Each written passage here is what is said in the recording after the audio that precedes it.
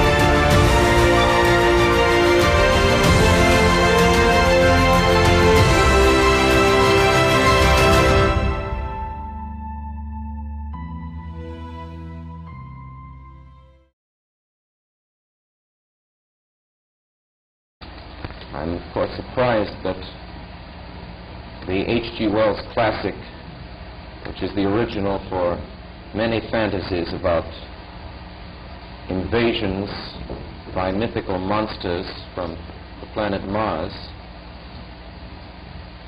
I'm extremely surprised to learn that a story which has become familiar to children through the medium of comic strips and many succeeding novels and adventure stories should have had such an immediate and profound effect upon radio listeners. La Guerra de los Mundos, de Orson Welles. Ninguna radionovela había indignado tanto ni había provocado semejante caos.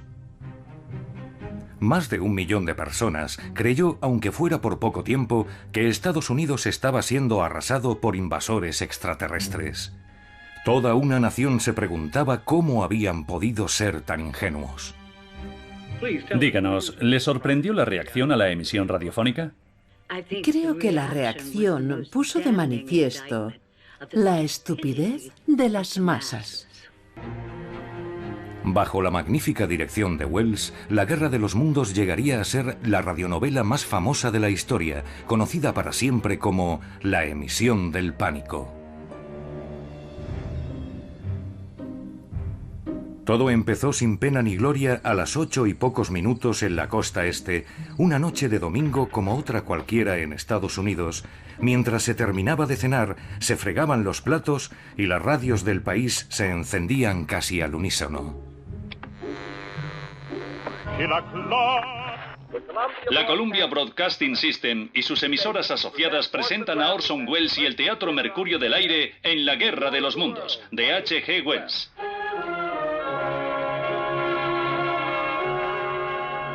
Señoras y señores, el director del Teatro Mercurio y protagonista de estas emisiones, Orson Welles. Ahora sabemos que a principios del siglo XX, este mundo estaba vigilado de cerca por inteligencias superiores a la del hombre, pero tan mortales como la nuestra. Ahora sabemos que mientras los seres humanos se dedicaban... Era un 30 de octubre, la noche de Halloween, también conocida como Noche de las Travesuras, Noche Diabólica, Noche Infernal. Durante 2 siglos, en esa noche se han gastado todo tipo de bromas a los más confiados.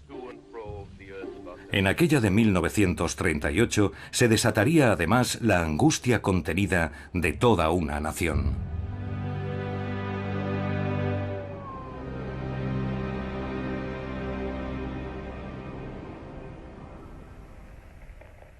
Señorita Hodley. ¿Sí? ¿Puede describir lo ocurrido, lo que le sucedió la noche de la emisión radiofónica? Faltaría más. Al volver aquella noche de misa de tarde y de cenar por 62 centavos en Highland's, todo riquísimo, me puse la bata y me disponía a subirle el bajo a mi falda de terciopelo. Automáticamente encendí la radio. Los productores del café Chase & Sanborn, la magnífica mezcla recién molida, presentan... De los millones de norteamericanos que escuchaban la radio a las 8 de la noche del domingo, pocos sintonizaban La Guerra de los Mundos. La gran atracción de las ondas aquella noche era la actuación de un ventrílocuo, Edgar Bergen, y su muñeco Charlie McCarthy, las dudosas estrellas del programa de variedades de la NBC, La Hora de Chase & Sanborn. A hunting we will go, a hunting we will go. Hey, Charlie, the word is hunting. Well, not on Halloween, it ain't. Thanks, Charlie, but we'll let Nelson Eddy do the singing. And it's the rousing, rip-roaring song of the vagabonds from the... Pero cuando la comedia dejó paso a un interludio musical, millones de oyentes empezaron a cambiar de emisora. Ibas girando el sintonizador, el equivalente a zapear con el mando a distancia del televisor. Así que la gente empezó a buscar en el dial. Y fue justo cuando la emisión de La Guerra de los Mundos empezaba a ponerse emocionante. Se habían perdido el principio y su presentación como una obra de teatro. Señoras y señores, interrumpimos nuestro programa de baile para comunicarles una noticia de última hora. A las 8 menos 20, el profesor Farrell, del Observatorio de Mount Jennings, de Chicago, comunica que se han observado en el planeta Marte unas explosiones de gas incandescente que se suceden a intervalos regulares. El espectroscopio revela que se trata de hidrógeno y que este gas se dirige a la Tierra con rapidez. De repente, un alarmante comunicado. El profesor tal y tal de la Universidad de Princeton acaba de observar varias explosiones en el planeta Marte con grandes llamaradas azuladas que se dirigen a toda velocidad hacia la Tierra. Nos llega una última hora desde un lugar muy próximo a nosotros, Trenton, Nueva Jersey. Nos comunican que a las 20:50 un enorme objeto ardiente, que se supone pueda ser un meteorito, ha caído en una granja de las cercanías de Grover's Mill, a 22 kilómetros de Trenton. El resplandor ha sido visto... Después, de repente, otro comunicado, un boletín informativo. Un agricultor había informado de que un meteorito había caído en su granja. ¿Y qué había dicho? Describía un sonido silbante y un haz de luz verdosa que había caído a la tierra con tanta fuerza que lo había tirado de la silla. Yo pillé la historia justo cuando el locutor estaba preguntando al paisano de Nueva Jersey qué había sentido al ver lo que había pasado en su jardín. Señoras y señores, escuchaban ustedes al señor Wilmot, propietario de la granja en la que acaba de estrellarse un extraño objeto volante. Desearía poder trasladarles exactamente el ambiente que se respira en este peculiar escenario. La policía trata de contener la avalancha de vehículos que se dirigen hacia aquí, pero es inútil. El realismo me atrapó. Entonces no sabía que era una obra de teatro. Me lo tragué todo según lo iban emitiendo, como si fuera una emergencia nacional o algo. En esa época, los norteamericanos estaban acostumbrados al sonido de la crisis. Hacía casi 10 años que el colapso económico había dejado al país temblando y a millones de ciudadanos con los bolsillos y los armarios vacíos y aturdidos ante el nuevo panorama de preocupación constante. Al desplome de la bolsa le siguió el desempleo masivo y la caída en picado de bancos, de cientos de bancos. Estoy convencido de que lo único a lo que hay que temer es al miedo en sí mismo. Roosevelt reconoció lo aterrada que estaba la gente al producirse el colapso. Un terror sin nombre, irracional, injustificado, que paraliza los necesarios esfuerzos para convertir la retirada en avance. Supo ver perfectamente que el sentimiento que dominaba el país en los años 30 no era la rabia, ni el resentimiento hacia el sistema capitalista, ni hacia los jefes que despedían a la gente batiendo récords, sino que era la vergüenza y el miedo, sobre todo el miedo. En la caída libre de la Gran Depresión, la radio, convertida en salvavidas, ocupaba un lugar privilegiado en casi el 80% de los hogares norteamericanos de 1938. Los norteamericanos desempleados se retrasaban en los pagos de sus coches y sus lavadoras. Renunciaban a sus teléfonos, pero seguían comprando radios a millones. Interrumpimos nuestra programación para ofrecerles un boletín de la oficina de prensa y radio. En los últimos años, las ondas llevaban a sus hogares principalmente malas noticias. El peor temporal en años en la costa este se ha cobrado alrededor de 200 vidas. Los daños son incalculables. Relatos tan inauditos e inquietantes que eran casi imposibles de creer. Y sin embargo, eran verídicos. El mundo entero se solidariza con el coronel Lindbergh y su afligida esposa en estos momentos de angustia por el secuestro de su hijo de meses, Charles Augustus Lindbergh. Escuchaban declaraciones de testigos una tras otra. La prensa ha contabilizado 97 víctimas mortales. Desastre tras desastre. Y después, aquel terrible accidente en mayo de 1937, cuando un dirigible alemán con pasajeros, el Hindenburg, fue pasto de las llamas en Nueva Jersey. ¡Se ha incendiado! ¡Graba esto, Scotty! ¡Grábalo! ¡Se cae! ¡Se va a estrellar! ¡Es terrible! ¡Dios mío, apártense, por favor! ¡Está envuelto en llamas! ¡Y va a caer sobre la torre de amarre! ¡Esta es una de las peores catástrofes del mundo! ¡Se va a estrellar contra el suelo! La humanidad y todos los pasajeros... Y mientras tanto, de fondo, se oía el constante y aciago repiqueteo de la guerra. El presidente Roosevelt apela de nuevo a Hitler para mantener la paz. Y peor aún era lo que empezaba a pasar, en el sentido de que no solo nos amenazaban desde nuestro territorio, sino que también recibíamos amenazas del otro lado del océano. Los boletines informativos eran cada vez más frecuentes. En septiembre de 1938, los norteamericanos estaban acostumbrados a las interrupciones de los noticiarios. ¡Última hora! Y la verdad es que la radio era muy convincente.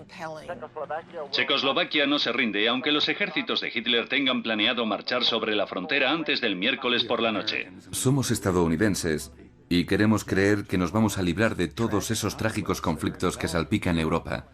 Pero sentimos la probabilidad de vernos engullidos por ellos. Se están repartiendo máscaras antigas a la población. Es un periodo no solo de gran miedo y ansiedad, sino de presagios sobre el futuro y lo que nos deparará. Los días más angustiosos de Europa... Apenas había pasado un mes desde la crisis de Múnich, un mes de inquietud y de profunda incertidumbre respecto a la paz. Y ahora, desde una remota aldea de Nueva Jersey, llegaba esto. Les ofrecemos el testimonio de un testigo presencial de lo que ocurre en la granja de Grover's Mill. Señoras y señores, esto es lo más terrible que yo he visto en mi vida. Algo sale contoneándose de las sombras, como una serpiente gris. Ahora otra y otra. A mí me parecen tentáculos.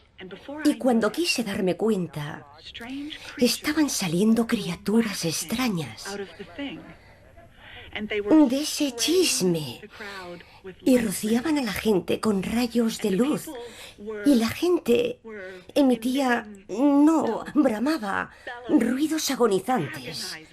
Y Phil gritaba al micrófono.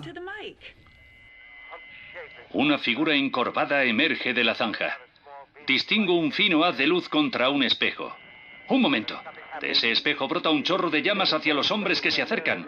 ¡Se están abrasando! Ahora todo el campo ha empezado a arder.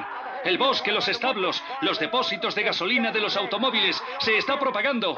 ¡Viene! ¡Lo tengo encima! ¡Prácticamente encima! El sonido se cortó. Silencio. Orson estaba de pie en mitad del estudio e hizo este gesto. Esperad. Hizo una pausa. Una pausa larguísima. Así, hacía así. Fue un momento de inspiración para Orson Welles, el director del Teatro Mercurio de 23 años. Ante el atril en el estudio 1, en el piso 20 de la Columbia Broadcasting Service en Nueva York, con 10 actores y una orquesta de 27 músicos esperando ansiosa su siguiente intervención, Welles optó por un silencio ensordecedor. Orson era probablemente el mejor director de radio y el más innovador. Se saltó unas normas que ni siquiera existían. Los oyentes que reconocían su voz llegaron a conocerlo como La Sombra, el enigmático justiciero que supuestamente poseía el poder de nublar la mente de las personas. Con su productor asociado John Houseman, Welles había llevado su peculiar sensibilidad al Teatro Mercurio, una hora patrocinada por la CBS que ofrecía adaptaciones radiofónicas de obras literarias famosas. Ofrecida por la Asociación de la Prensa. La gente estaba en vilo, igual que hoy cuando se oye, interrumpimos este programa para ofrecerles un informativo especial. A la gente le preocupaba que pudiera ser serio. Señoras y señores, les ofrecemos un boletín. A riesgo de que fuera a ser una pieza de museo polvorienta, aburrida y pasada de moda, se fueron al otro extremo, ¿verdad? En su novela publicada en 1898, el escritor británico H.G. Wells había urdido un aterrador relato de destrucción en el que los invasores de Marte causaban estragos en la campiña inglesa. Para la adaptación de Mercurio, Wells había pedido a su guionista Howard Katch que cambiara el escenario a Estados Unidos. A Katch le parecía imposible, no le hizo ninguna gracia. Él quería hacer otra cosa, pero Wells era muy insistente. Un lunes, 7 días antes de que la obra fuera emitida, un aterrado Katch paró en una gasolinera junto al río Hudson, compró un mapa de Nueva Jersey y más tarde, con los ojos cerrados, eligió un lugar para el aterrizaje marciano. Grover's Mill, allí aterrizarían los marcianos. Hoy es seguramente uno de los lugares más famosos de Estados Unidos por un acontecimiento histórico que nunca llegó a ocurrir.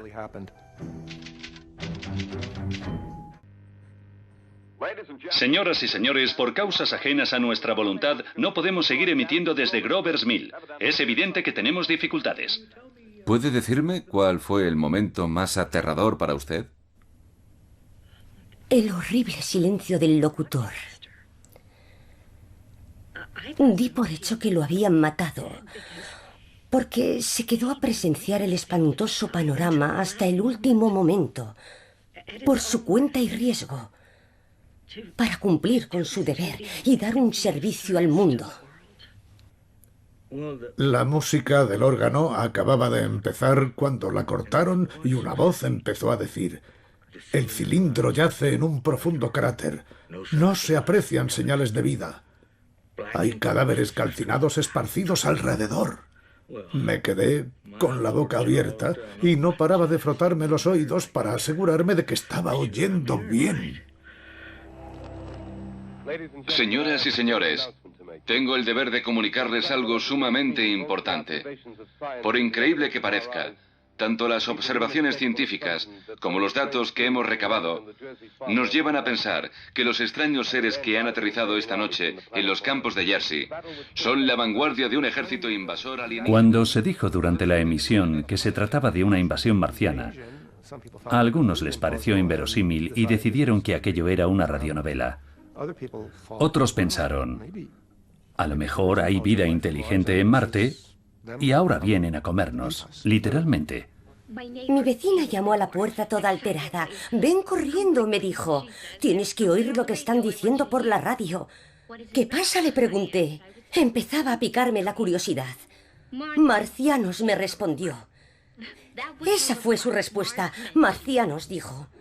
Yo seguía sin creérmelo, pero por poco tiempo. ¿No ha demostrado la ciencia que hay vida en Marte? En 1938, la mayoría de la gente no sufría contaminación lumínica.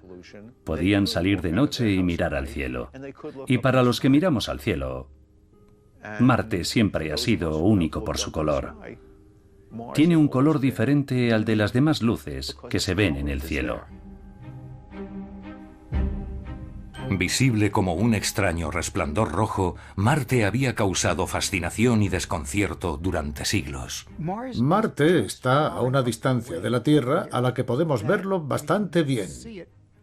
Es lo suficientemente visible como para pensar que podría ser un planeta parecido a la Tierra, pero claro, tampoco se ve tanto como para asegurar lo que hay allí.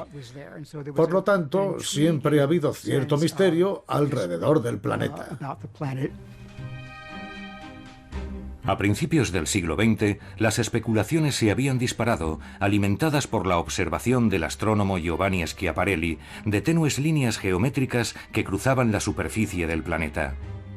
Schiaparelli las llamó canali, canales naturales en italiano, pero fue traducido erróneamente como canales artificiales. Al entenderse canali como canales artificiales, la asociación mental fue inmediata y, sobre todo en el siglo XX, cuando se construyeron muchos de ellos. Es un término que, por naturaleza, sugiere ingeniería. Si hay canales, alguien tiene que haberlos construido. Pese a que la mayoría de los científicos la descartaban, la idea de una hacendosa raza marciana se había adueñado de la imaginación de todo el mundo, fomentaba teorías disparatadas en la ficción, las canciones populares y las películas. It's no use, Flash. You mean we're gonna crash on Mars? Look, Doc, we're heading straight into the beam. Poco antes, en 1924, el Servicio de Transmisiones del Ejército de Estados Unidos había pedido a las emisoras del país que cesaran temporalmente para que sus ingenieros pudieran escuchar señales del planeta rojo. 3 días antes de la emisión de la Guerra de los Mundos, el Christian Science Monitor publicaba la declaración de un destacado astrónomo escandinavo que confirmaba la existencia de seres vivos en Marte. No se dejaba de mencionar a Marte. Así que, cuando se informó de que los marcianos habían llegado a las afueras de Nueva York en 1938, tampoco fue algo que la gente no se pudiera imaginar. Me comunican que tenemos conexión con el puesto de mando militar de campaña de las cercanías de Grover's Mill, Nueva Jersey. ¡Adelante! Les habla el capitán Lansing de la Brigada de Transmisiones Militares de la Guardia Nacional destinada en el campo de operaciones en la localidad de Grover's Mill. El objeto cilíndrico se encuentra en un cráter situado debajo de nuestra posición, rodeado por 8 batallones de infantería. Casi parece una guerra. Cuando eran las 8:15 en la costa este, los teléfonos no paraban de sonar en todo el país. Los angustiados estadounidenses intentaban conocer el paradero de sus parientes, seres queridos y conocidos, y la mayoría corroboraban lo que estaban oyendo. ¿Un qué? Espere un momento. Durante las horas siguientes, de costa a costa, periódicos, emisoras de radio y comisarías vivieron una avalancha de llamadas. ¿Y qué quiere que haga? Nosotros no sabemos nada. ¿Qué te había dicho de una tranquila tarde de domingo? ¿Qué es lo que pasa? Al poco tiempo, empezaron a llegar extrañas informaciones a las agencias de noticias. En Bergenfield, Nueva Jersey, al norte de Grover's Mill, unas 20 familias se presentaron en la comisaría con sus pertenencias amontonadas en los coches. En Indianápolis, una mujer se subió al púlpito de una iglesia metodista y empezó a gritar que había llegado el fin del mundo.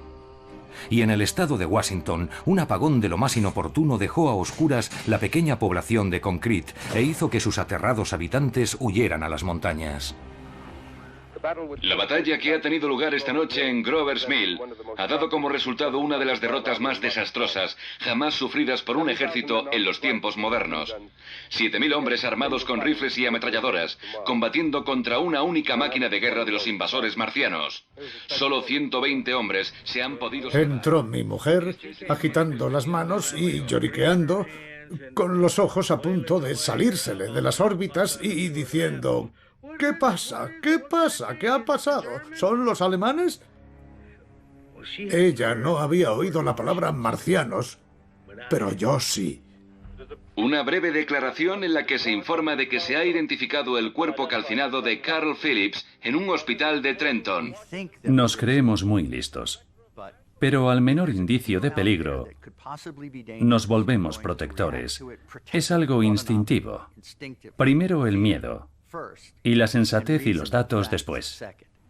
Como precaución, en Nueva Jersey se han cortado las comunicaciones por radio. Y una persona ya agobiada en aquella época por la depresión, los rumores de guerra y demás era más susceptible a las señales de peligro. Cuando el río suena... El resto yace sin vida en el campo de batalla entre las poblaciones de Grover's Mill y Plainsboro. Unos han muerto aplastados y pisoteados por las patas de hierro del monstruo. Otros carbonizados a causa del mortífero rayo de calor marciano. Aparentemente, su estrategia consiste en acabar... Todos pensamos que era el fin del mundo. Fue un milagro que no se me parara el corazón porque soy de por sí nerviosa. Salí corriendo de casa, supongo que no sabía lo que hacía. No paraba de repetir a todo el mundo, ¿no te has enterado? Los alemanes han destruido Nueva Jersey, lo dicen en la radio. Ejército, extranjero, invasor. A finales de los años 30 se traducía rápidamente de marciano a alemán. El ejército alemán entró en Austria el sábado por... Vamos a lo que conocemos. Hemos desarrollado esos atajos mentales. Buscamos en nuestros archivos mentales lo que conocemos para ver lo que representa. A Hitler le gustaba iniciar las invasiones en fin de semana. Era una forma, decía, de pillar a otros países durmiendo la siesta. Y aquellos indicios, el lenguaje que emplearon en los primeros minutos de la emisión, esas cosas se apoderan de nosotros. Es algo inconsciente. Suele ser ajeno a nuestra voluntad. El monstruo se ha apoderado del centro de Nueva Jersey y ha dejado dividido al estado en dos partes. Están cortadas las líneas de comunicación desde Pensilvania al Océano Atlántico.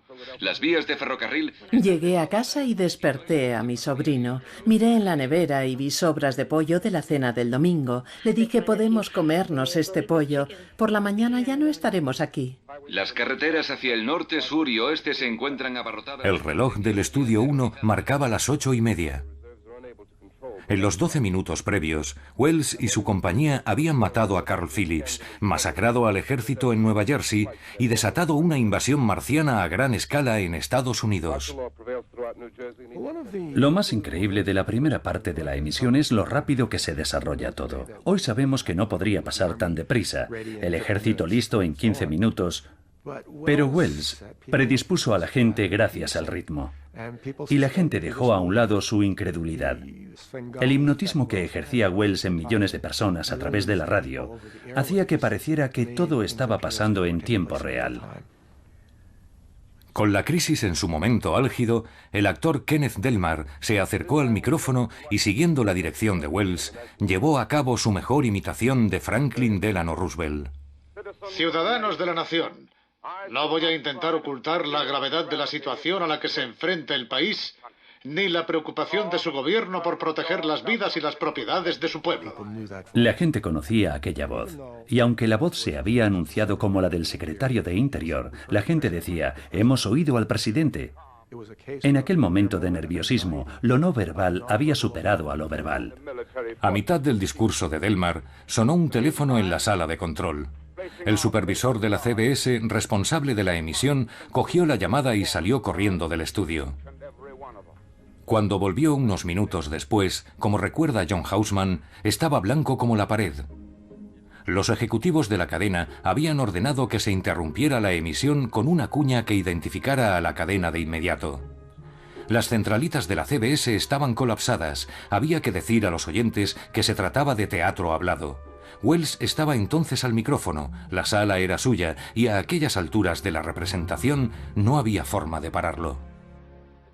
Newark, Nueva Jersey. Newark, Nueva Jersey. Atención, una nube tóxica de humo negro se está extendiendo desde los pantanos de Jersey. Me quedé con la boca abierta al escuchar los diversos comunicados. Los nombres familiares de las ciudades, Bayonne y después Nueva Jersey. ¿Incomunicadas? ¿Las máscaras antigas son inútiles? ¿Los hombres caen como moscas? Ciudadanos de Nueva York, las sirenas que oyen ustedes son para avisar a la población de que debe evacuar la ciudad ante la llegada de los marcianos. Se calcula que en las últimas 2 horas... Estaba tan aterrorizada que me puse a llorar. Bajé corriendo las escaleras y cogí a mi madre, mi abrigo y la llave. No paraba de toser y de llorar. Madre, esta noche vamos a morir. Madre, el humo negro me está asfixiando. ¿Tú no lo hueles? Y me repetía mentalmente una y otra vez, coger las carreteras hacia espacios abiertos, mantener la calma y tener cuidado con el gas. El humo negro se está extendiendo a Raymond Boulevard. Las máscaras antigas son inútiles. La población... Bob, da la vuelta, vuelve. Vuelve, Bob. Quiero ir a casa. Quiero irme a casa. Podían oler el humo. Oían cosas. Hasta veían cosas. Parece irracional. Disparatado, absurdo. ¿Qué va? Lo es si crees que el cerebro es un órgano perfectamente racional. El cerebro no funciona así. Toma los datos, los coteja con las sensaciones y produce opiniones. Y la sensación de miedo tiene un poderoso y visceral efecto físico en las percepciones de la gente.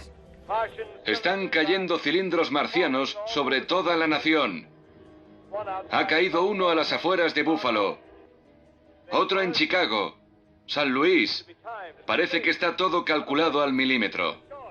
Hubo oyentes que miraban por la ventana y al ver muchos coches empezaban: «Madre mía, se están marchando todos, será mejor que huyamos nosotros también». Hubo otros que miraban a la calle y si estaba vacía decían: «Dios mío, ya se han marchado todos, salgamos».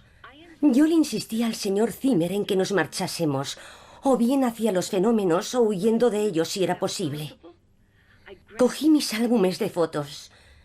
Supongo que pensaría en enseñárselos a San Pedro, ya sabe. Fotos de antes y después, porque creía que cuando lo viera sería un cadáver carbonizado. A esas alturas habíamos empezado a calcular el tiempo que nos quedaba en la Tierra. Eran horas. Cambiamos a una emisión especial desde una catedral de Nueva York en la que se describía cómo 5 máquinas de guerra más se habían alineado junto al río Hudson y se preparaban para destruir la ciudad. Las calles estaban colapsadas, los puentes abarrotados, la gente saltaba al río como ratas. Times Square. La gente intenta huir, pero no sirve de nada. Están cayendo como moscas. A las 8:42, Wells hizo al fin la pausa de la cadena 10 largos minutos después de que la CBS lo exigiera. Están escuchando una original dramatización de la Guerra de los Mundos de H.G. Wells por Orson Welles. Por supuesto, muchos de los que habían estado escuchando estaban ahora ocupados. Cuando la segunda parte de la obra salió a antena, la gente estaba haciendo las maletas, subiéndose en sus coches, huyendo hacia las montañas. No sé cuánta gente escuchó realmente la segunda mitad. Mi hermana y yo salimos hacia Long Island. Paramos un taxi y nos fuimos a un bar de la calle 52 con la 8ª avenida. Le conté al camarero lo del fin del mundo. Intentó tranquilizarnos diciéndonos: «Vale, ha llegado el fin del mundo. ¿Por qué no tomárselo con una sonrisa?» Y lo hicimos. Nos tomamos un cóctel cada una. Nos sentíamos bien por morir, rodeadas de hombres. Después nos tomamos otro. Y en aquel momento supimos que el Señor nos había enviado al lugar correcto. Ya lo creo. Creía que era el último hombre vivo que quedaba en la Tierra. Mientras Wells ponía fin a la emisión, la oleada de llamadas seguía colapsando centralitas de todo el país. En algunos barrios hubo incluso ambiguas noticias de suicidios y muertes relacionadas con el pánico.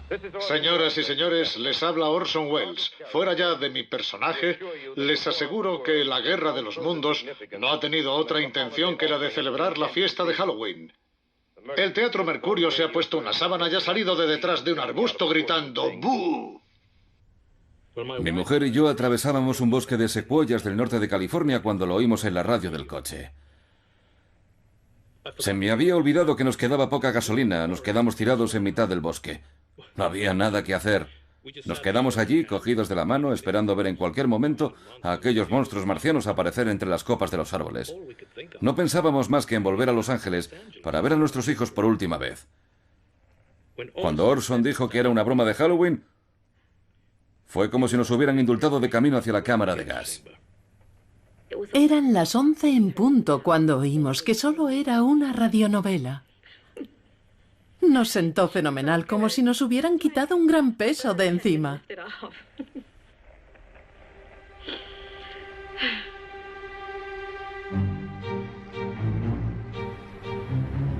Mientras en la CBS el calvario acababa de empezar. Después de la emisión, el estudio se llenó de policías y reporteros que arrinconaron a Wells y a su coproductor John Houseman. Hicieron que todo pareciera más grave.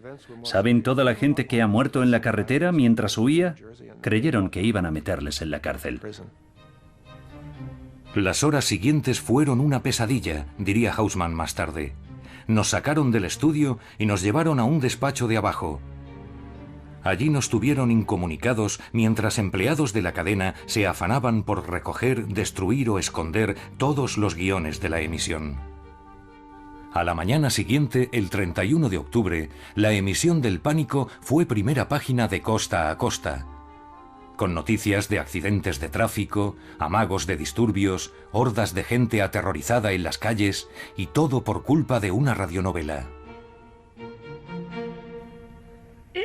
Fue como si en un cine abarrotado de gente se anuncia que hay un incendio. Una cosa así tendría que acabar con alguien detenido y entre rejas. No sé si aquel programa violó alguna ley establecida, pero desde luego fue un ejemplo de... ¡Que viene el lobo! En el Capitolio, el senador por Iowa, Clyde Herring, pidió una ley para que se crease una Comisión Nacional de Censores Radiofónicos, y el jefe de la Comisión Federal de Comunicaciones ordenó una investigación de la conducta de la CBS. Peor aún, pese a que habían pasado solo horas desde la emisión, la cadena había recibido montones de airadas quejas, algunas de las cuales anticipaban un aluvión de demandas.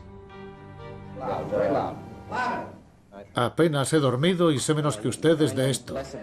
No he leído los periódicos. Viendo que mostrar arrepentimiento era lo más sensato, los ejecutivos de la CBS se apresuraron a convocar una rueda de prensa. Por supuesto que estamos impresionados y profundamente arrepentidos por las consecuencias de la emisión de anoche. La rueda de prensa fue una de las mejores interpretaciones de Wells. Sabía que toda su carrera pendía de un hilo. Por tanto, sabía que tenía que hacer algo y demostrar su arrepentimiento, aunque según Houseman, el arrepentimiento no era tal. Estaba encantado con lo que había desatado la emisión. ¿Debería haber una ley que prohibiera representaciones como la de anoche, en vista de los resultados? No sé qué debería decir la legislación. Sé que casi todos en la radio haríamos lo que fuera por paliar el revuelo que se ha producido. Yo el primero, pero... Pálido y sin afeitar, con aspecto, como él mismo se describiría, de mártir cristiano, Wells estuvo magistral al mostrar su consternación. Cuando se es tan inteligente como lo era mi padre, cuesta mucho entender cómo alguien pudo tragarse algo así. ¿Cómo pudieron? ¿Cree que se ha aprovechado de la gente? Sencillamente no lo sé. No me imaginaba que una invasión de Marte pudiera resultar tan creíble. Estaba... A la vez que demostraba asombro y consternación, también era consciente de que de repente su nombre estaba en la primera página de todos los periódicos del mundo, que de la noche a la mañana se había hecho internacionalmente famoso como resultado de aquella emisión. Y no creo que se arrepintiera. Para Wells, la única consecuencia tangible de todo aquello llegó en forma de recompensa. Orson repetía, siempre pensamos que fue uno de nuestros peores programas. Claro que asustó a medio país, pero en lo que respecta al programa, el Teatro Mercurio consiguió por fin un patrocinador. Apareció la sopa Campbell y se convirtió en el Teatro Campbell.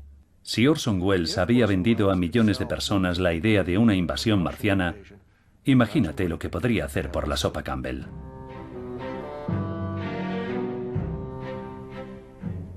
La emisión de la Guerra de los Mundos fue sin duda el punto de inflexión en la carrera de mi padre, porque antes se le conocía en Nueva York como director de teatro.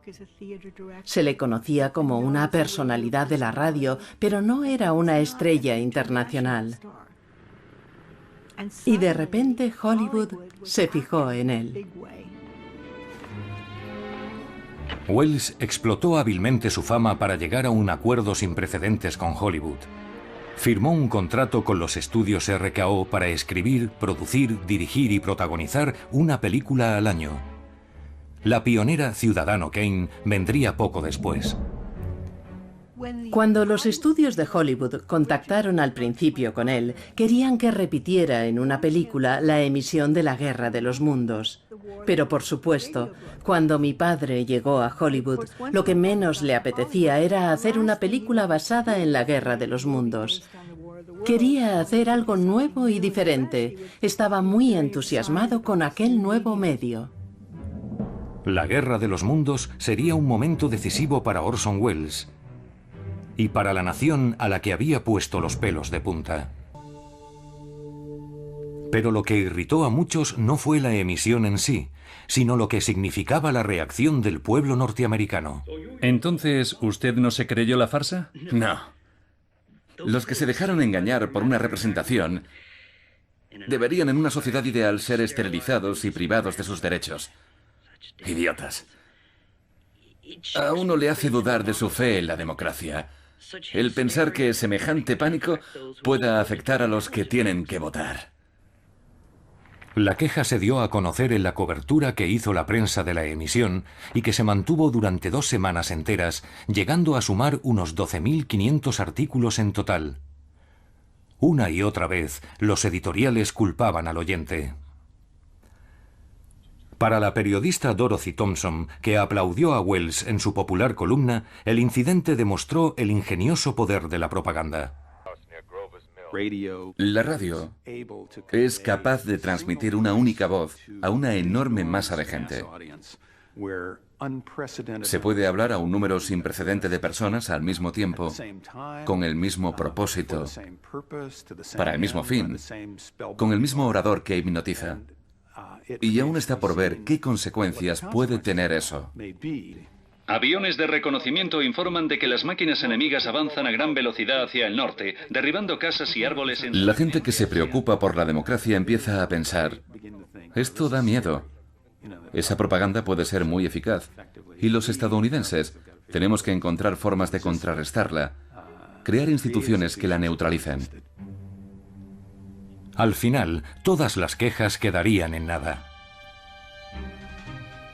El 5 de diciembre, 5 semanas después de la emisión, la Comisión Federal de Comunicaciones concluyó su investigación y anunció para alivio de la CBS que no emprendería acciones disciplinarias contra la cadena.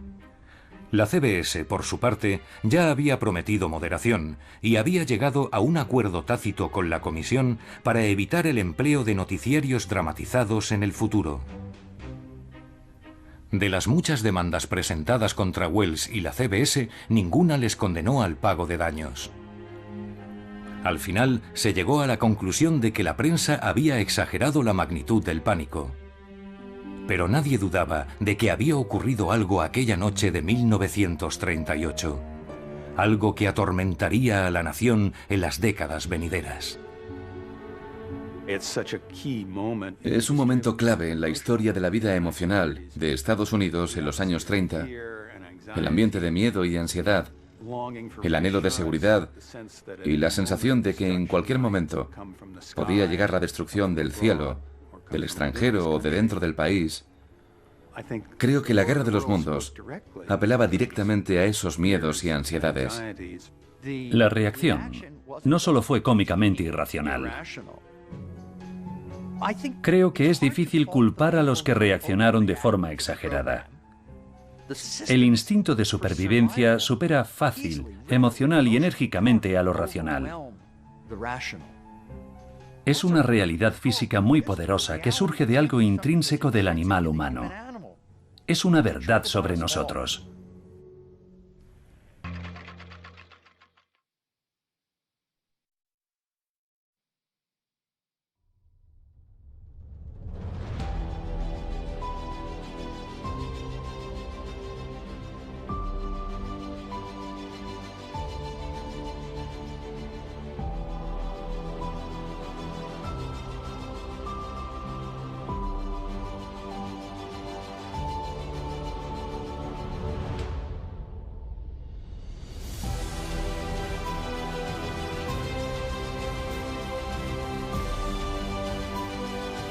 The Columbia Broadcasting System and its affiliated stations present Orson Welles and the Mercury Theater on the Air in The War of the Worlds by H.G. Wells.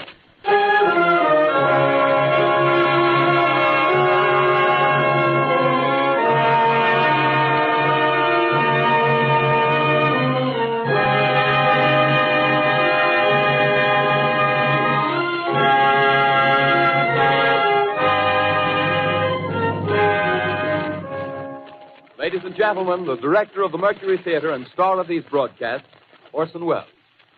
We know now that in the early years of the 20th century, this world was being watched closely by intelligences greater than man's, and yet as mortal as his own. We know now that as human beings busied themselves about their various concerns, they were scrutinized and studied, perhaps almost as narrowly as a man with a microscope might scrutinize the transient creatures that swarm and multiply in a drop of water. With infinite complacence, people went to and fro over the earth about their little affairs, serene in the assurance of their dominion over this small, spinning fragment of solar driftwood, which by chance or design, man has inherited out of the dark mystery of time and space. Yet across an immense ethereal gulf, minds that are to our minds as ours are to the beasts in the jungle, intellects vast, cool, and unsympathetic, regarded this earth with envious eyes and slowly and surely drew their plans against us. In the 39th year of the 20th century came the Great Disillusionment. Near the end of October, business was better. The war scare was over. More men were back at work. Sales were picking up. On this particular evening, October 30th, the Crosley service estimated that 32 million people were listening in on radios. For the next 24 hours, not much change in temperature. A slight atmospheric disturbance of undetermined origin is reported over Nova Scotia, causing a low-pressure area to move down rather rapidly over the northeastern states, bringing a forecast of rain accompanied by winds of light gale force. Maximum temperature 66, minimum 48. This weather report comes to you from the Government Weather Bureau. We take you now to the Meridian Room in the Hotel Park Plaza in downtown New York, where you will be entertained by the music of Raymond Raquello and his orchestra.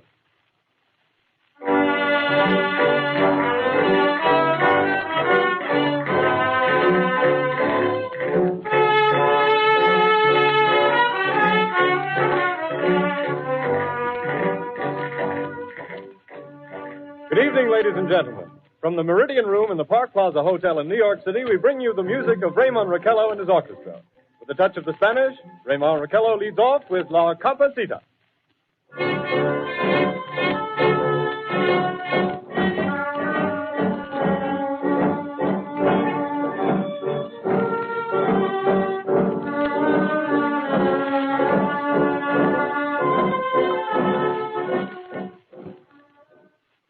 Ladies and gentlemen, we interrupt our program of dance music to bring you a special bulletin from the Intercontinental Radio News.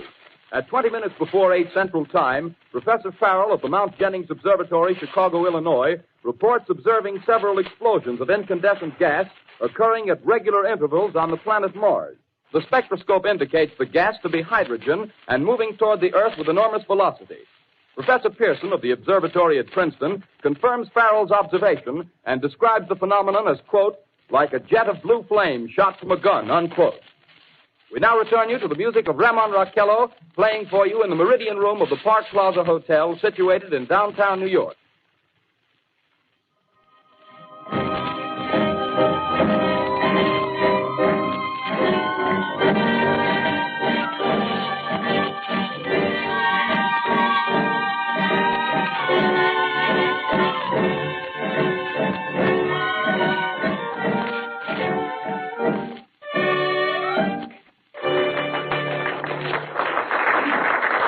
And now a tune that never loses favor, the ever-popular Stardust, Raymond Raquello and his orchestra.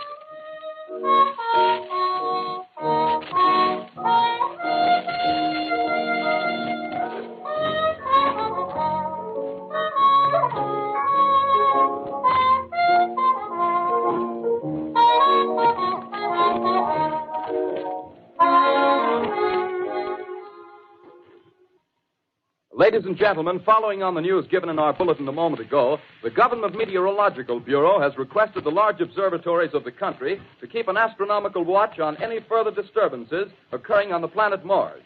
Due to the unusual nature of this occurrence, we have arranged an interview with the noted astronomer, Professor Pearson, who will give us his views on this event. In a few moments, we will take you to the Princeton Observatory at Princeton, New Jersey. We return you until then to the music of Ramon Raquello and his orchestra.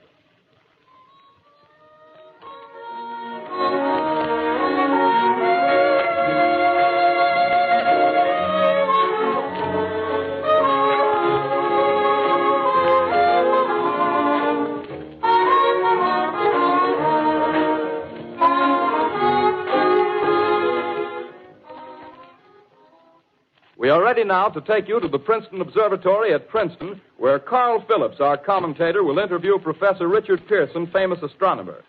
We take you now to Princeton, New Jersey. Good evening, ladies and gentlemen. This is Carl Phillips speaking to you from the observatory at Princeton. I'm standing in a large semicircular room, pitch black except for an oblong split in the ceiling.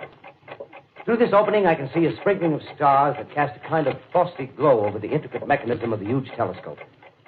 The ticking sound you hear is the vibration of the clockwork. Professor Pearson stands directly above me on a small platform, peering through the giant lens. I'll ask you to be patient, ladies and gentlemen, during any delay that may arise during our interview. Besides the ceaseless watch of the heavens, Professor Pearson may be interrupted by telephone or other communications. During this period, he is in constant touch with the astronomical centers of the world. Professor, may I begin our questions? Any time, Mr. Phillips. Professor, would you please tell our radio audience exactly what you see as you observe the planet Mars through your telescope? Nothing unusual at the moment, Mr. Phillips. A red disk swimming in a blue sea. Transverse stripes across the disk. Quite distinct now because Mars happens to be at the point nearest the Earth, in opposition, as we call it. In your opinion, what do these transverse stripes signify, Professor Pearson? Not canals, I can assure you, Mr. Phillips. Although that's the popular conjecture of those who imagine Mars to be inhabited. From a scientific viewpoint, the stripes are merely the result of atmospheric conditions peculiar to the planet. Then you're quite convinced, as a scientist, that living intelligence as we know it does not exist on Mars? I should say the chances against it are 1,000 to 1. And yet, how do you account for these gas eruptions occurring on the surface of the planet at regular intervals? Phillips, I cannot account for it. By the way, Professor, for the benefit of our listeners, how far is Mars from the Earth? Approximately 40 million miles. Well, that seems a safe enough distance. Just a moment, ladies and gentlemen. Someone has just handed Professor Pearson a message. While he reads it, let me remind you that we are speaking to you from the observatory in Princeton, New Jersey, where we are interviewing the world-famous astronomer, Professor Pearson. One moment, please. Professor Pearson has passed me a message which he has just received. Professor, may I read the message to the listening audience? Certainly, Mr. Phillips. Ladies and gentlemen, I shall read you a wire addressed to Professor Pearson from Dr. Gray of the Natural History Museum, New York. Quote, 9:15 p.m. Eastern Standard Time. Seismograph registered shock of almost earthquake intensity occurring within a radius of 20 miles of Princeton. Please investigate. Signed, Lloyd Gray, Chief of Astronomical Division. Unquote. Professor Pearson, could this occurrence possibly have something to do with the disturbances observed on the planet Mars? Hardly, Mr. Phillips. This is probably a meteorite of unusual size, and its arrival at this particular time is merely a coincidence. However, we shall conduct a search as soon as daylight permits. Thank you, Professor. Ladies and gentlemen, for the past 10 minutes, we've been speaking to you from the observatory at Princeton, bringing you a special interview with Professor Pearson, noted astronomer. This is Carl Phillips speaking. We are returning you now to our New York studio.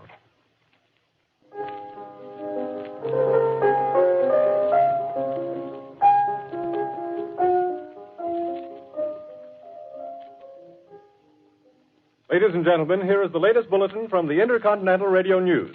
Toronto, Canada. Professor Morse of Macmillan University reports observing a total of 3 explosions on the planet Mars between the hours of 7:45 p.m. and 9:20 p.m. Eastern Standard Time.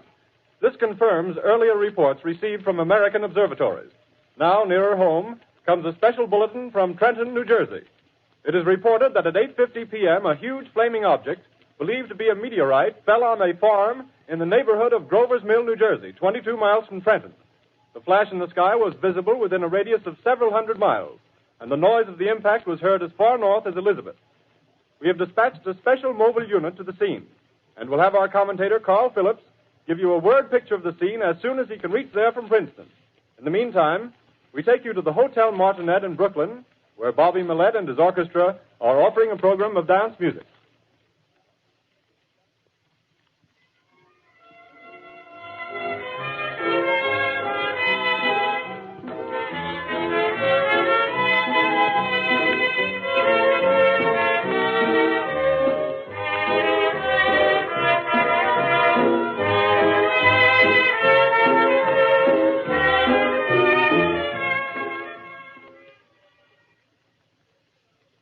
We take you now to Grover's Mill, New Jersey.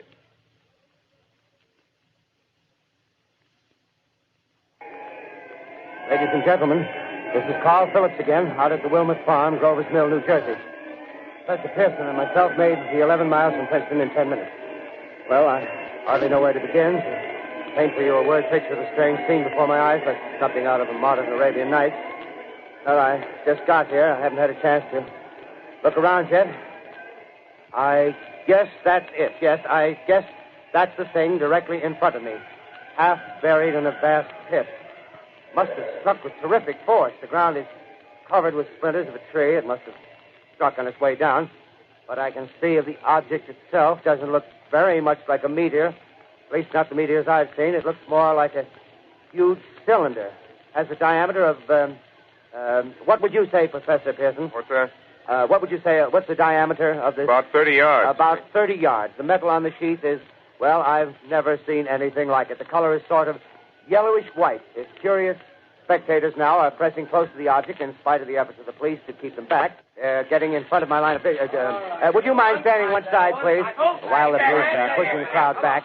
Here's Mr. Wilmot, owner of the farm here. He may have some interesting facts to add. Mr. Wilmot, would you please tell the radio audience as much as you remember of this rather unusual visitor that dropped in your backyard? A step closer, please. Ladies and gentlemen, this is Mr. Wilmot.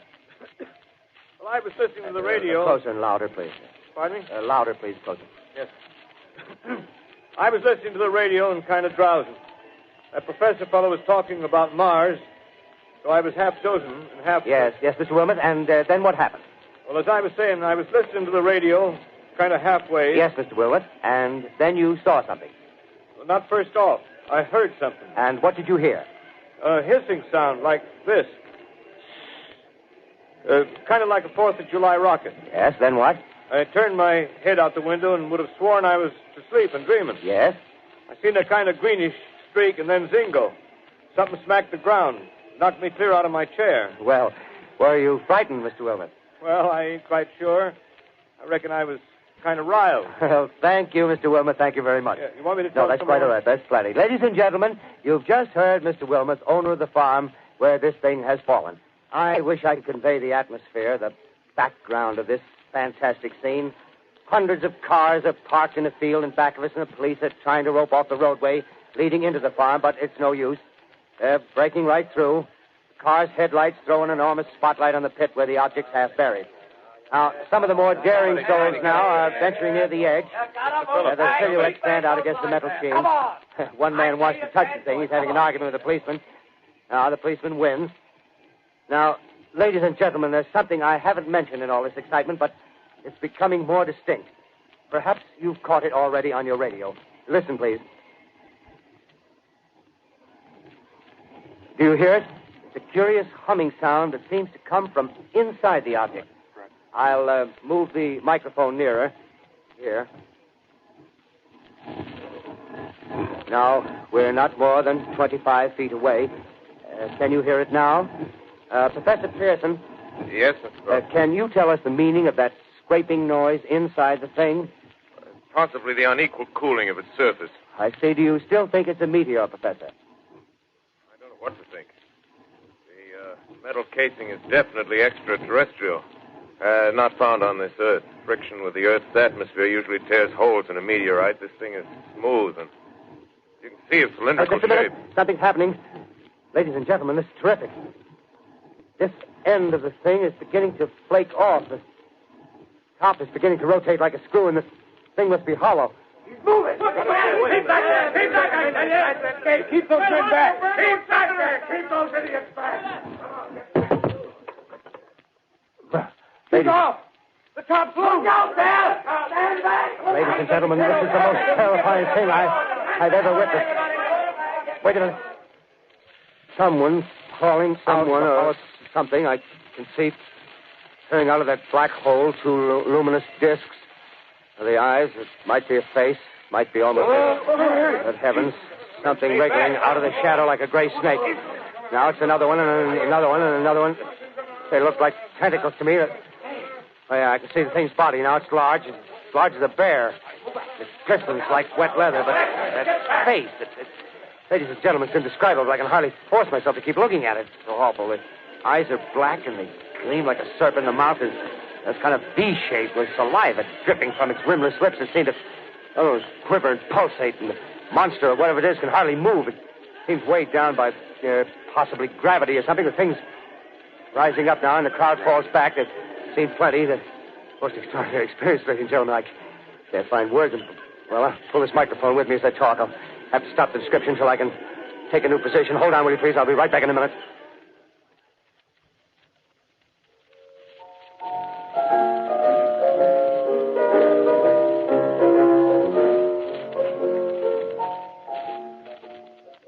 We are bringing you an eyewitness account of what's happening on the Wilmoth Farm, Grover's Mill, New Jersey.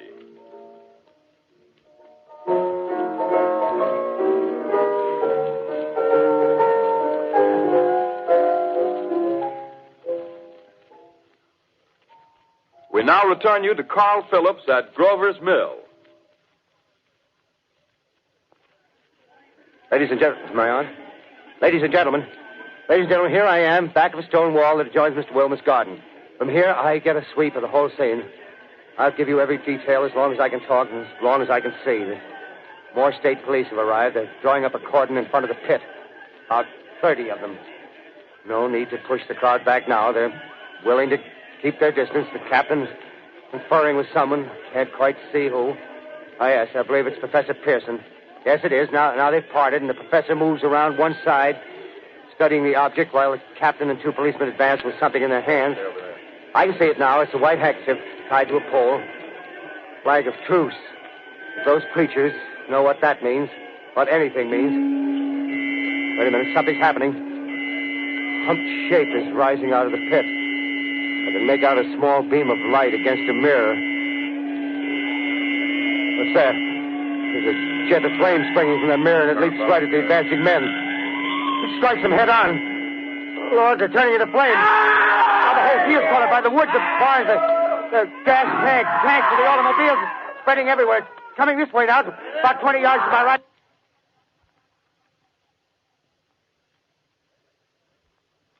Ladies and gentlemen, due to circumstances beyond our control, we are unable to continue the broadcast from Grover's Mill.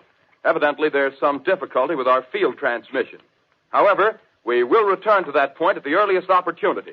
In the meantime, we have a late bulletin from San Diego, California. Professor Indelkoffer, speaking at a dinner of the California Astronomical Society, expressed the opinion that the explosions on Mars are undoubtedly nothing more than severe volcanic disturbances on the surface of the planet. We continue now with our piano interlude.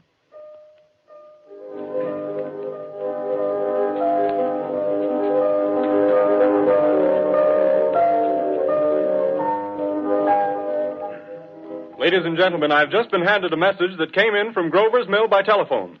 Just one moment, please.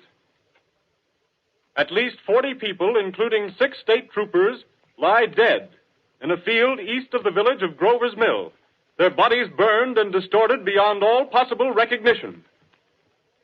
The next voice you hear will be that of Brigadier General Montgomery Smith, commander of the state militia at Trenton, New Jersey. I have been requested by the governor of New Jersey to place the counties of Mercer and Middlesex as far west as Princeton and east to Jamesburg under martial law. No one will be permitted to enter this area except by a special pass issued by state or military authorities. 4 companies of state militia are proceeding from Trenton to Grover's Mill and will aid in the evacuation of homes within the range of military operations. Thank you. You have just been listening to General Montgomery Smith, commanding the state militia at Trenton. In the meantime, further details of the catastrophe at Grover's Mill are coming in. The strange creatures, after unleashing their deadly assault, crawled back in their pit and made no attempt to prevent the efforts of the firemen to recover the bodies and extinguish the fire. The combined fire departments of Mercer County are fighting the flames which menace the entire countryside. We have been unable to establish any contact with our mobile unit at Grover's Mill, but we hope to be able to return you there at the earliest possible moment. In the meantime, we take you to... Just one moment, please. Ladies and gentlemen, I have just been informed that we have finally established communication with an eyewitness of the tragedy. Professor Pearson has been located at a farmhouse near Grover's Mill, where he has established an emergency observation post. As a scientist, he will give you his explanation of the calamity. The next voice you hear will be that of Professor Pearson, brought to you by direct wire. Professor Pearson. Of the creatures in the rocket cylinder at Grover's Mill, I can give you no authoritative information either as to their nature, their origin, or their purposes here on Earth. Of their destructive instrument, I might venture some conjectural explanation. For want of a better term, I shall refer to the mysterious weapon as a heat ray. It's all too evident that these creatures have scientific knowledge far in advance of our own.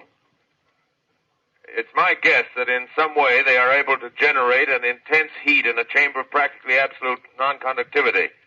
This intense heat they project in a parallel beam against any object they choose by means of a polished parabolic mirror of unknown composition, much as the mirror of a lighthouse projects a beam of light.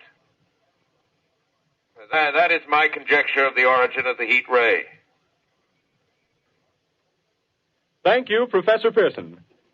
Ladies and gentlemen, here is a bulletin from Trenton. It is a brief statement informing us that the charred body of Carl Phillips has been identified in a Trenton hospital. Now, here's another bulletin from Washington, D.C. The Office of the Director of the National Red Cross reports 10 units of Red Cross emergency workers have been assigned to the headquarters of the state militia, stationed outside of Grover's Mill, New Jersey. Here's a bulletin from State Police, Princeton Junction. The fires at Grover's Mill and vicinity are now under control. Scouts report all quiet in the pit, and there is no sign of life appearing from the mouth of the cylinder. Now, ladies and gentlemen, we have a special statement from Mr. Harry McDonald, Vice President in charge of operations. We have received a request from the state militia of Trenton to place at their disposal our entire broadcasting facilities. In view of the gravity of the situation, and believing that radio has a responsibility to serve in the public interest at all times, we are turning over our facilities to the state militia at Trenton. We take you now to the field headquarters of the state militia near Grover's Mill, New Jersey. This is Captain Lansing of the Signal Corps, attached to the state militia, now engaged in military operations in the vicinity of Grover's Mill. Situation arising from the reported presence of certain individuals of unidentified nature is now under complete control. The cylindrical object, which lies in a pit directly below our position, surrounded on all sides by 8 battalions of infantry, without heavy field pieces, but adequately armed with rifles and machine guns. All cause for alarm, if such cause ever existed, is now entirely unjustified. Things, whatever they are, do not even venture to poke their heads above the pit. I can see their hiding place plainly in the glare of the searchlights here. With all their reported resources, these creatures can scarcely stand up against heavy machine gun fire. Anyway, it's an interesting outing for the troops. I can make out their khaki uniforms crossing back and forth in front of the lights. Looks almost like a real war. There appears to be some slight smoke in the woods bordering the Millstone River. Probably fire started by campers. Well, we ought to see some action soon. One of the companies is deploying on the left flank. A quick thrust and it'll all be over. Now, wait a minute. I see something on top of the cylinder. No, it's nothing but a shadow. Now the troops are on the edge of the Wilmot Farm. 7,000 armed men closing in on an old metal tube. A tub, rather. Well, wait, that wasn't a shadow. It's something moving. Solid metal, kind of a shield-like affair rising up out of the cylinder. It's going higher and higher. What? It's standing on legs, actually rearing up on a sort of metal framework. Now it's reaching above the trees and the searchlights are on it. Hold on.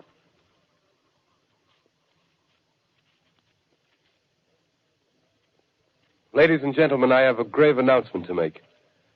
Incredible as it may seem, both the observations of science and the evidence of our eyes lead to the inescapable assumption that those strange beings who landed in the Jersey farmlands tonight are the vanguard of an invading army from the planet Mars.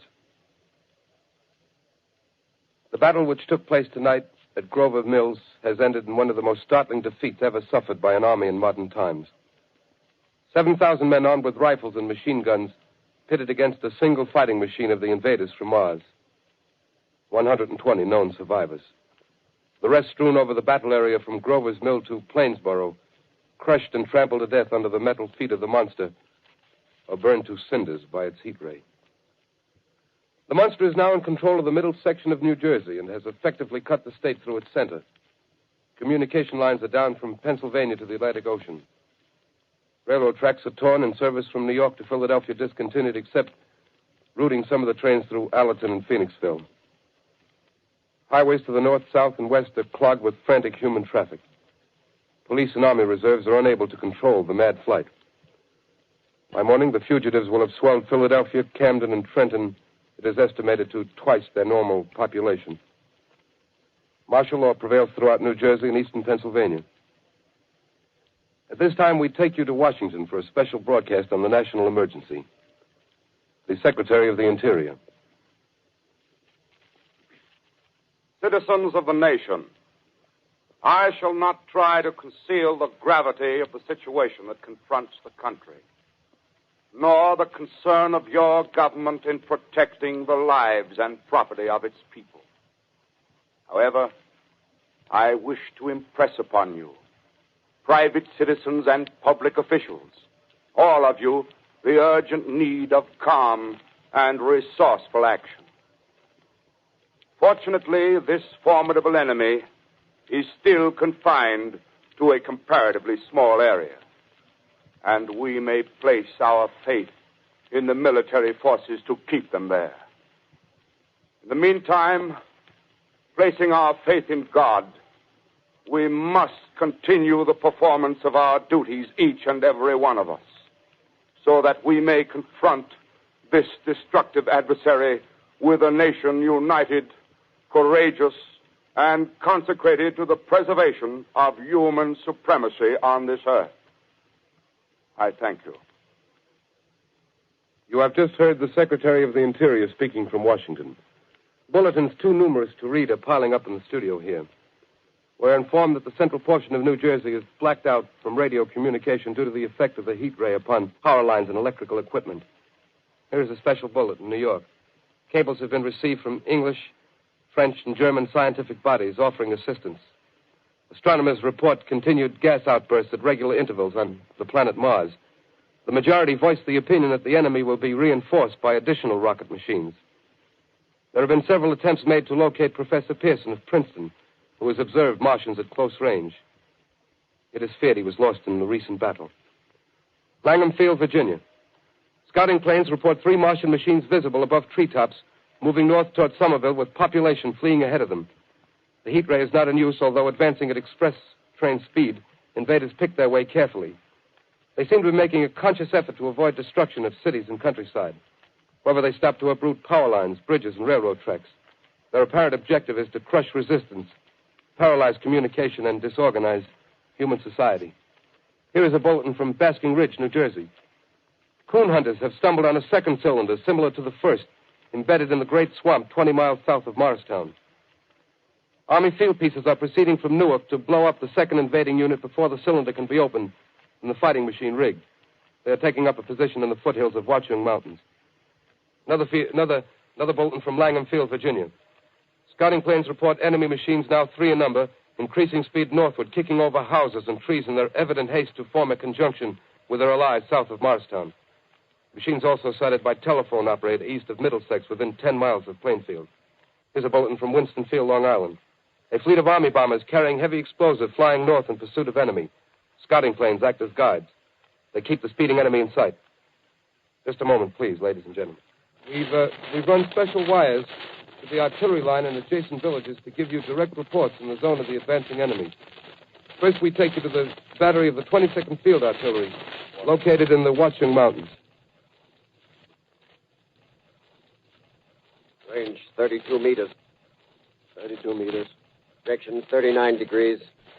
39 degrees. Fire. 140 yards to the right, sir. Shift range 31 meters. 31 meters. Direction 37 degrees. 37 degrees. Fire.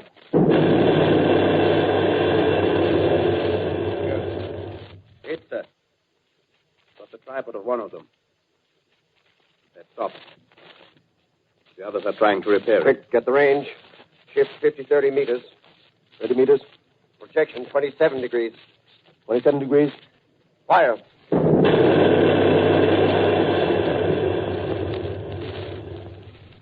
Can't see the shell land, sir. Letting off a smoke. What is it? Black smoke, sir. Moving this way. Lying close to the ground. Moving fast. Put on gas masks. Get ready to fire. Shift to 24 meters. 24 meters. Projection 24 degrees. 24 degrees. Fire.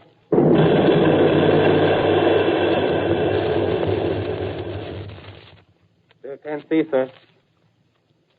Smoke's coming nearer. Get the range. 23 meters. 23 meters. 23 meters. Projection 22. 22. Degrees.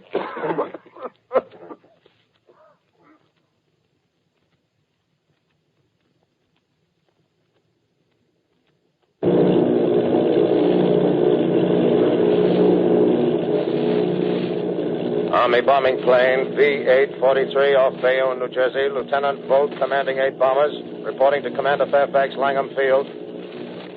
This is Bolt reporting to Commander Fairfax, Langham Field. Enemy tripod machines now in sight. Reinforced by 3 machines from the Morristown cylinder. 6 altogether. 1 machine partially crippled. Believed hit by shell from Army gun in Watchung Mountains. Guns now appear silent. A heavy black fog hanging close to the earth of extreme density, nature unknown. No sign of heat ray. Enemy now turns east, crossing Passaic River into the Jersey marshes. Another straddles the Pulaski Skyway. Evident objective is New York City. They're pushing down a high-tension power station. The machines are close together now, and we're ready to attack. Plane circling, ready to strike.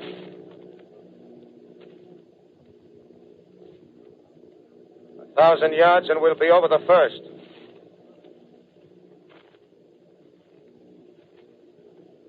$800 yards.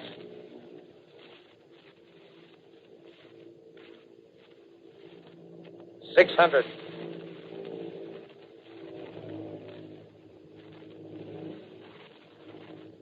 $400. $200. There they go. The giant arm raised. Green flash. They're spraying us with flame. 2,000 feet.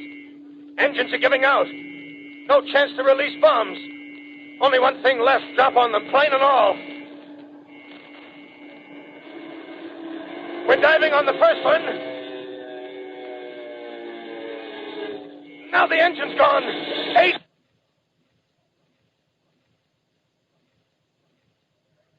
This is Bayonne, New Jersey, calling Langham Field. This is Bayonne, New Jersey, calling Langham Field. Come in, please. This is Langham Field. Go ahead. 8 Army bombers in engagement with enemy tripod machines over Jersey Flats. Engines incapacitated by heat ray. All crashed. 1 enemy machine destroyed. Enemy now discharging heavy black smoke in direction of... This is Newark, New Jersey. This is Newark, New Jersey. Warning. Poisonous black smoke pouring in from Jersey marshes. Reaches South Street. Gas masks useless. Urge population to move into open spaces. Automobiles use routes 7, 23, 24. Avoid congested areas. Smoke now spreading over Raymond Boulevard.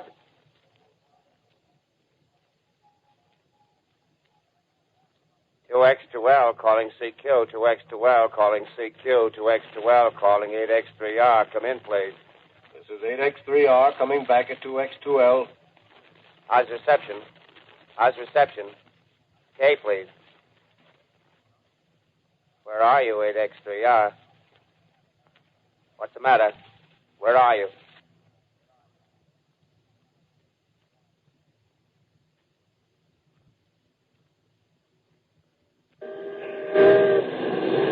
I'm speaking from the roof of Broadcasting Building. I'm speaking from the roof of Broadcasting Building, New York City. The bells you hear are ringing to warn the people to evacuate the city as the Martians approach. Estimated in the last 2 hours, 3 million people have moved out along the roads to the north. Hutchison River Parkway is still kept open for motor traffic. Avoid bridges to Long Island, hopelessly jammed. All communication with Jersey Shore closed 10 minutes ago. No more defenses. Our army is wiped out.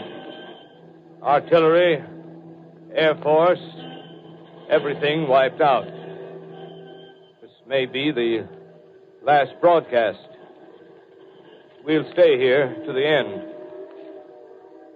People are holding service here below us in the cathedral. Now I look down the harbor, all manner of boats, overloaded with fleeing population pulling out from docks. Streets are all jammed. Noise in crowds like New Year's Eve in city. Wait a minute. The enemy is now in sight above the Palisades. Five great machines.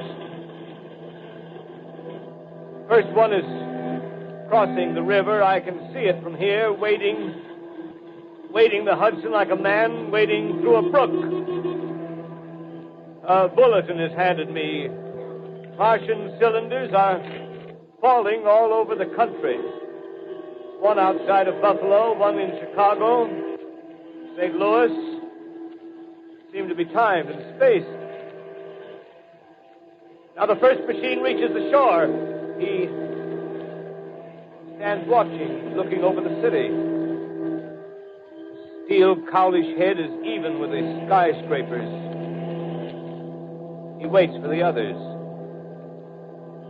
rise like a line of new towers on the city's west side. Now they're lifting their metal hands. This is the end now. Smoke comes out, black smoke drifting over the city. People in the streets see it now. They're running toward the East River, thousands of them, dropping in like rats. Now the smoke's spreading faster. It's reached Times Square. People are trying to run away from it, but it's no use. They're falling like flies. Now the smoke's crossing 6th Avenue, 5th Avenue, 100 yards away. It's 50 feet.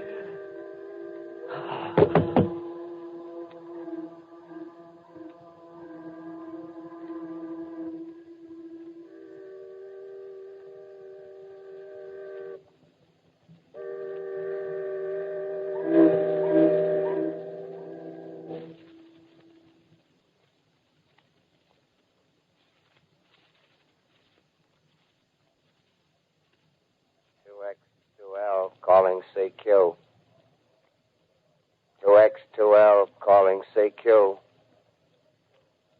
2X2L calling CQ, New York. Isn't there anyone on the air? Isn't there anyone on the air? Isn't there anyone? 2X2L.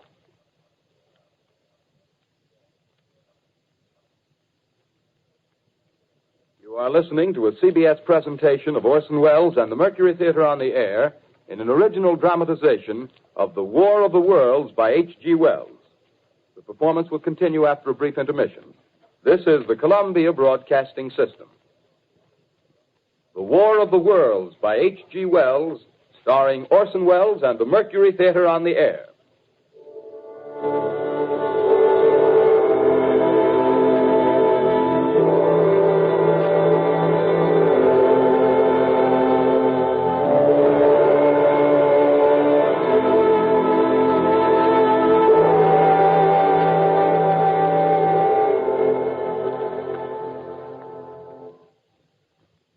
I set down these notes on paper. I'm obsessed by the thought that I may be the last living man on Earth. I've been hiding in this empty house near Grover's Mill, a small island of daylight cut off by the black smoke from the rest of the world. All that happened before the arrival of these monstrous creatures in the world now seems part of another life. A life that has no continuity with the present. Furtive existence of the lonely derelict who pencils these words on the back of some astronomical notes bearing the signature of Richard Pearson. I look down at my blackened hand and I try to connect them with a professor who lives at Princeton and who, on the night of October 20th, glimpsed through his telescope an orange splash of light on a distant planet. My wife, my colleagues, my students, my books, my observatory, my world. Where are they? Did they ever exist? Am I Richard Pearson? What day is it? Do days exist without calendars? Does time pass when there are no human hands left to wind the clocks?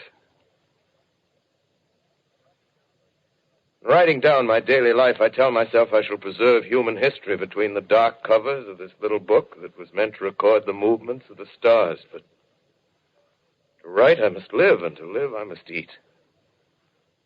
Find moldy bread in the kitchen and an orange not too spoiled to swallow. Keep watch at the window. Time to time, I catch sight of a Martian above the black smoke.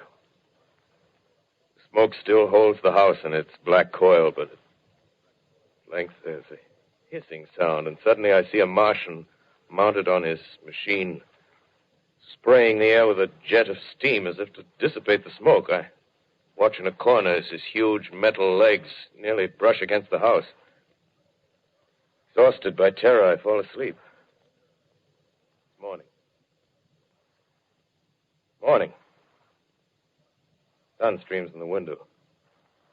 The black cloud of gas is lifted, and the scorched meadows to the north look as though a black snowstorm had passed over them. I venture from the house. I make my way to a road, no traffic. Here and there, a wrecked car, baggage overturned, a blackened skeleton. Push on north. For some reason, I feel safer trailing these monsters than running away from them. And I keep a careful watch. I've seen the Martians feed. Should one of their machines appear over the top of trees, I'm ready to fling myself flat on the earth. Come to a chestnut tree. October. Chestnuts are ripe. Fill my pockets. I must keep alive. 2 days I wander in a vague northerly direction through a desolate world. Finally, I notice a living creature. A small red squirrel in a beech tree. I stare at him and wonder. He stares back at me. I believe at that moment the animal and I shared the same emotion. The joy of finding another living being. Push on north. I find dead cows in a brackish field, and beyond the charred ruins of a dairy and a silo remain standing guard over the wasteland like a lighthouse, deserted by the sea. Astride the silo perches a weathercock. The arrow points north. North. Next day, I come to a city. City vaguely familiar in its contours, yet its buildings strangely dwarfed and leveled off as if a giant had sliced off its highest towers with a capricious sweep of his hand. Reached the outskirts. I found Newark. Newark, undemolished but humbled by some whim of the advancing Martians. Presently, with an odd feeling of being watched, I caught sight of something crouching in a doorway. I made a step towards it. It rose up and became a man. A man armed with a large knife. Stop! Where do you come from? I come from many places. A long time ago, from Princeton. Princeton, huh? That's near Grover's Mill. Yes. Grover's Mill. There's no food here. This is my country. All this end of town down the river. There's only food for one. Which way are you going? I don't know. I guess I'm looking for people. Hey, what was that? Did you hear something just then? No. Only a bird. A live bird. Yeah. You get to know that birds have shadows these days. Say, we're in the open here. Let's crawl in this doorway here and talk. Have you seen any Martians? No. They're going over to New York. Night, the sky's alive with their lights, just as if people were still living in it. By daylight, you can't see them. 5 days ago, a couple of them carried something big across the flats from the airport. I think they're learning how to fly. Fly? Yeah, fly. Then it's all over with humanity. Stranger, there's still you and I. 2 of us left. Yeah. They got themselves in solid. They wrecked the greatest country in the world. Those green stars, they're probably falling somewhere every night. They've only lost one machine. There isn't anything to do. We're done. We're licked. Where were you? You're in a uniform. Yeah, what's left of it. I was in the militia. National Guard. That's good. There wasn't any war. Any more than there's war between men and ants. Yes, but we're eatable ants. I found that out. What'll they do to us? I thought it all out. Right now, we're caught as we're wanted. A Martian only has to go a few miles to get a crowd on the run. But they won't keep on doing that. They'll begin catching us systematic, like keeping the best and storing us in cages and things. They haven't begun on us yet. Not begun? Not begun. All that's happened so far is because we don't have sense enough to keep quiet. Bothering them with guns and such stuff and losing our heads and rushing off in crowds. No, instead of our rushing around blind, we got to fix ourselves up according to the way things are now. Cities, nations, civilization, progress. Yes, but if that's so, what is there to live for? Well, there won't be any more concerts for 1,000,000 years or so, and no nice little dinners at restaurants. If it's amusement you're after, I guess the game's up. What is there left? Life, that's what. I want to live. Yeah, and so do you. We're not going to be exterminated. And I don't mean to be caught either. Tamed and fattened and bred like an ox. What are you going to do? I'm going on. Right under their feet. I got a plan. We men as men, we're finished. We don't know enough. We got to learn plenty before we got a chance. We've got to live and keep free while we learn, see? I've thought it all out, see? Well, tell me the rest. Well, it isn't all of us that are made for wild beasts. That's what it got to. That's what it got to be. That's why I watched you. Watched you. All those little office workers that used to live in these houses. They be no good. They haven't any stuff in them. They used to run off to work. I've seen hundreds of them running to catch their commuter's train in the morning, afraid they'd get canned if they didn't. Running back at night, afraid they wouldn't be in time for dinner. Lives insured and a little invested in case of accidents. Yeah, and on Sundays, worried about the hereafter. Well, the Martians, they'll be a godsend for those guys. Nice, roomy cages, good food, careful breeding, no worries. Yeah, after a week or so of chasing around the fields on empty stomachs, they'll come and be glad to be caught. You've thought it all out, haven't you? Sure, you bet I have. That isn't all. These Martians are going to make pets of some of them. Train them to do tricks. Who knows, get sentimental over the pet boy who grew up and had to be killed. Yeah, and some maybe, they'll train to hunt us. Oh, no, it's impossible. Human Yes, they will. There's men who do it gladly. If one of them ever comes after me, by... In the meantime, you and I and others like us, where are we to live when the Martians own the Earth? I got it all figured out. We'll live underground. I've been thinking about the sewers. Under New York, there are miles and miles of them. The main ones, they're big enough for anybody. Then there's cellars, vaults, underground storerooms, railway tunnels, subways. You begin to see, huh? We'll get a bunch of strong men together. No weaklings. That rubbish, out. As you meant me to go. All right. Give you a chance, didn't I? Won't quarrel about that.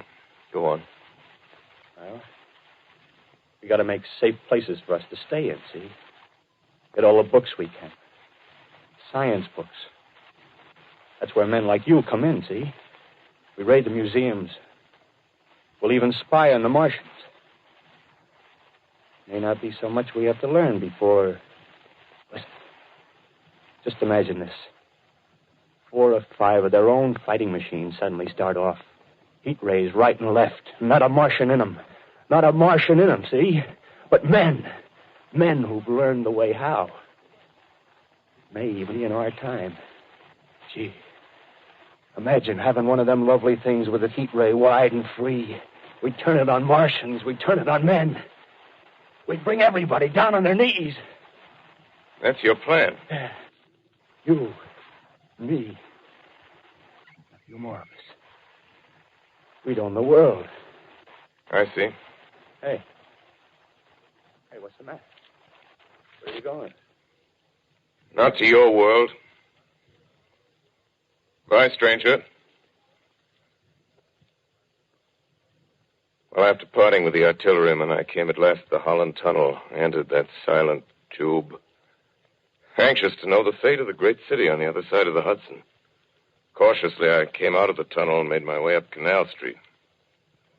Reached 14th Street, and there again were black powder and several bodies and an evil, ominous smell from the gratings of the cellars of some of the houses. Wandered up through the 30s and 40s. Stood alone on Times Square. Caught sight of a lean dog running down 7th Avenue with a piece of dark brown meat in his jaws and a pack of starving mongrels at his heels. Made a wide circle around me as though he feared I might prove a fresh competitor. Walked up Broadway in the direction of that strange powder, past silent shop windows, displaying their mute wares to empty sidewalks. Past the Capitol Theater, silent, dark. Past a shooting gallery where a row of empty guns faced an arrested line of wooden ducks. Near Columbus Circle, I noticed models of 1939 motor cars in the showrooms facing empty streets. Over the top of the General Motors building, I watched a flock of black birds circling in the sky. Hurried on. Suddenly, I caught sight of the hood of a Martian machine, standing somewhere in Central Park, gleaming in the late afternoon sun. An insane idea. I rushed recklessly across Columbus Circle and into the park. I climbed a small hill above the pond at 60th Street, and from there I could see standing in a silent row along the mall 19 of those great metal titans, their cowls empty, their steel arms hanging listlessly by their sides. I looked in vain for the monsters that inhabit those machines. Suddenly, my eyes were attracted to the immense flock of black birds that hovered directly below me. They circled to the ground. And there before my eyes, stark and silent, lay the Martians with the hungry birds pecking and tearing brown shreds of flesh from their dead bodies. Later, when their bodies were examined in laboratories, it was found that they were killed by the putrefactive and disease bacteria against which their systems were unprepared. Slain, after all, man's defenses had failed by the humblest thing that God, His wisdom, has put upon this earth.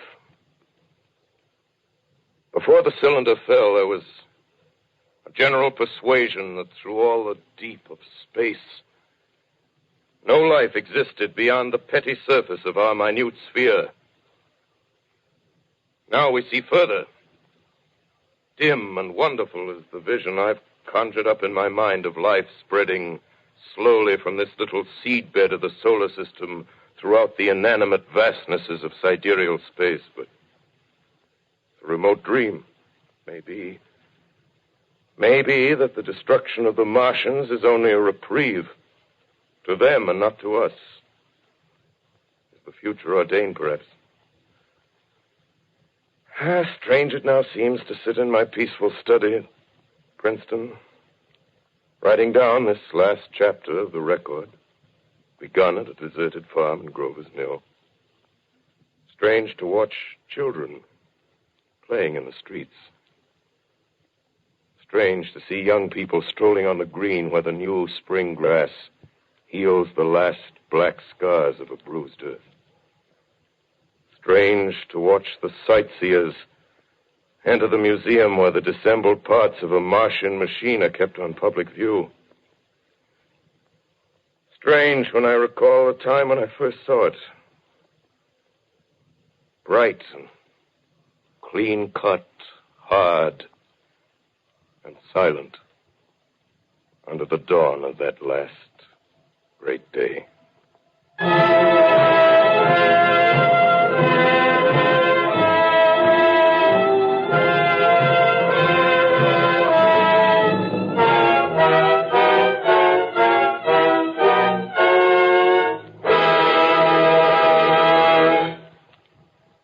This is Orson Welles, ladies and gentlemen, out of character, to assure you that the War of the Worlds has no further significance than as the holiday offering it was intended to be.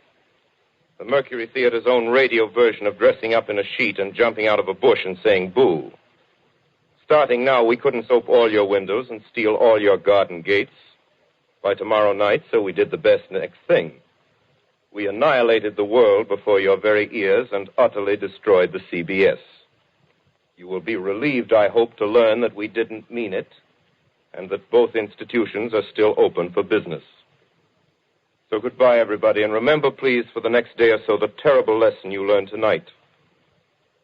That grinning, glowing, globular invader of your living room is an inhabitant of the pumpkin patch, and if your doorbell rings and nobody's there, that was no Martian.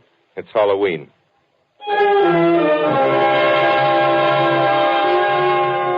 Tonight, the Columbia Broadcasting System and its affiliated stations coast to coast has brought you The War of the Worlds by H.G. Wells, the 17th in its weekly series of dramatic broadcasts featuring Orson Welles and the Mercury Theater on the air. Next week, we present a dramatization of 3 famous short stories. This is the Columbia Broadcasting System.